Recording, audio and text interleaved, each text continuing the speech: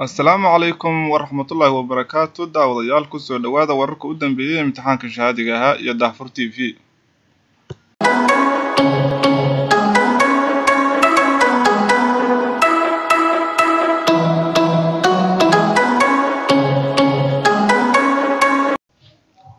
wasaaradda waxbarashada Soomaaliya ayaa soo bandhigtay jadwalka imtixaanada shahaadiga ee dugsiga sare kadib markii uu fashilmay. imtixaankan ayaa fashilmay kadib markii lagu baahiyay baraha bulshada maadooyin kamid ah oo aan la galin iyo kuwa la galay intaba. imtixaankan ayaa bilaaban doona 27 bisha May waxaana uu socon doonaa ilaa 31 bisha May 2019.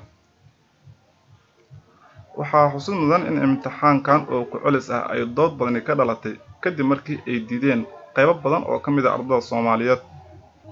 hase yeeshee arday badan ayaa sheegtay inaysan gali doonin imtixaankan ku culiska ah maadaama ay hore u galeen 6 kamid ah maadooyinka. madaxweyne waxaan ka codsanaynaa haddii 6 maado ay kansalaan in adiga dhahdo siday Puntland isku taagtay ee goon isku taagtayna isku taagno. dowladda Soomaaliya ayaa xabsiga dhigtay shakhsi kamid ah shaqaalaha wasaaradda waxbarashada kaasoo lagu tuhmiyay inuu bixiyay imtixaanka qishkiisa oo una qaybiyay dad. imtixaankan oo markii dambe ku baahay baraha bulshada ayaa wasiirka waxbarashada Soomaaliya uu ka soo saaray war wuxuuna go'aan ku gaaray in imtixaankan dhammaan la joojiyo dibna loogu noqon doono. wasaaraddu markay la tashatay inta bahwadaaga waxbarashada ah waxay wasaaraddu go'aan ku gaartay in imtixaankii dhammaantiis la baaba'sho ee dib loo qaado.